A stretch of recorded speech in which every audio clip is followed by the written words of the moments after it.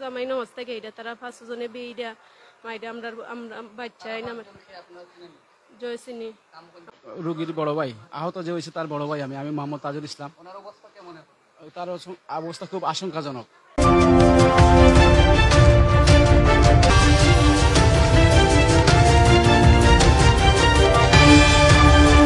Doctor কইছে তার তার সিটি স্ক্যান করানোর পরে দেখা যাইব যে তার মাথার শার্টটার নাকি তা ভাঙি গেছে, সিটি স্ক্যানও তা করাইবার লাগি ডাক্তারে কইছে। এখন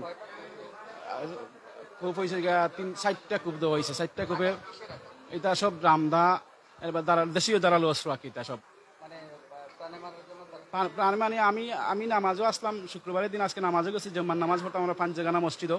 যাওয়ার পরে আমি আমার বাবার খৈবর জিয়ারত করতাম গেছি, হেও নামাজও আসলো। নামাজ থেকে আবার পরে রাস্তার মাঝে খালি মূল সূত্রপাত হইল গিয়া আমি আমার জায়গা কতটুকু আসলো, আমার বাপর জায়গা, আমার জায়গা, আমার বাইর জায়গা, আমার জায়গার মাঝে আমার ঘর বানাইতাম। তারা আশ্রয় থাকবার লাগে, একটু আশ্রয় চাইছিলাম। আশ্রয় দেওয়ার পরে এখন তাই না যাইতা করি কন্যা। এখন আমি উচ্ছেদ অভিযানও দখল করেছি আমার চাচায়। তখন আমি আদালতের শরণাপন্ন হয়ে আমি মামলা দিছিলাম। আমার মামলার নম্বর হইল 741/2011, এরপর হইল 739/29/2003, 319 মামলার নাম্বার। তখন 8ই সেপ্টেম্বর 2025 আমার উচ্ছেদ অভিযানের একটা রায় হয়েছিল। আদালত গিয়া আমার উচ্ছেদ করিয়া তারা দিয়েছে। আদালতে গিয়ে উচ্ছেদ করছে, উচ্ছেদ মামলা করছে। আদালত উচ্ছেদ করছে করিয়া আদালতে লাল ফ্ল্যাগ মারিয়া দিয়ে আমার জায়গাটা আমার সমঝাইয়া দেওয়ার পরিপ্রেক্ষিতে আইসে। আজকে তারা এই সন্ত্রাসী হামলা করিয়া জোরপূর্বকভাবে আমার গড় দখল সবটা আবার দখল করিতে চায়, আবার দখল করিতে চাইছে তারা। আমি 5 জন, আমি, আমার মা, আমার বোন, আমার বাইর বউ, ভাই, আমরা মোট 5 জন। তারা হুট করি, আমরা তো কোনো আমি নামাজ থাকি আমি আইরাম। আমার চাচাউর আসলা হাসমত, আমার দেওর 3 জন আসলা লিয়াকত, শখত আর বখত। তারা চুলফি লাঠি লইয়া আমার জমাইরে মাঝখানো তুইয়া তারা 5 জনে 4 জনের দাস, এরপরে লম্বা লম্বা দাঁত লইছে, চুলফি লইছে, লাঠিন লইছে। তারা 5 জনে বাইরে বেশি খারাপ অবস্থা, বেশি ভালো নয়। চিকিৎসা চলে আমি এর বিচার চাইলাম। মাথাত বেশি, মুখ, শরীর, গা 2টা পড়ছে আর সেদ পড়ছে 4টা, আর শরীরেও বাইরানি খালি। জি 2 জন, এক ছেলে এক মেয়ে। জি না, বেশি অবস্থা খারাপ।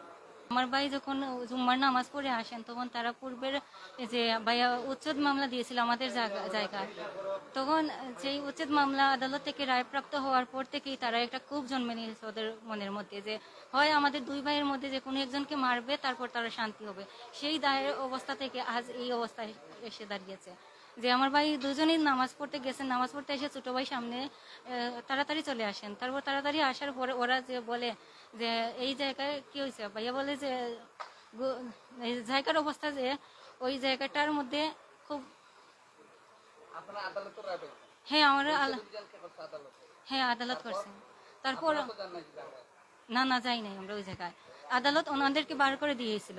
তারপর ওনারা জোরপূর্বক আবার ঢুকছে। তো ভাইয়া বলছে যে কেন ঢুকলেন। সে 11ই সেপ্টেম্বর দিছিল উচ্ছেদ মামলার রায়। তারপর আদালত থেকে অনেক পুলিশ আসছেন, তারপর ম্যাজিস্ট্রেট আসছেন। ওনারা লাল ফ্ল্যাগ মারার পর বলছেন যে আপনারা এই জায়গা থেকে বেরিয়ে যান।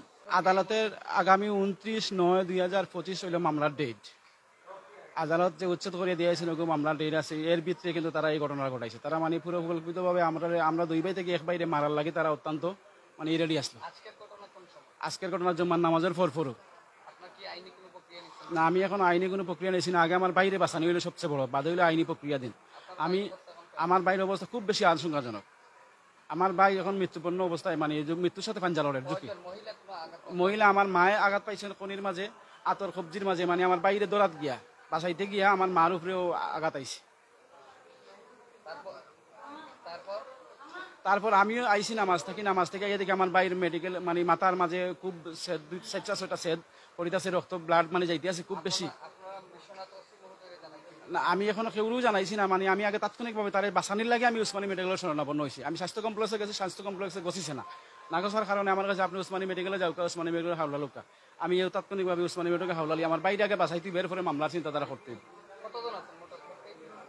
আমরা 5 জন আছি। আমরা আদালতে রায় দিয়া গেছে যখন তারা মামলা উচ্ছেদ করার লাগি আমরা দখল করার লাগি তারা আইছে আইয়া হারি আমরা মারপিট আমার হুয়ার এখানে মন্নপূর্ণ অবস্থা করে লেছে রে বাবা ওগুলো অনেক কিতা করতাম চাই আমরা তো আর কোনো উপায় নাই আর কিতা করতাম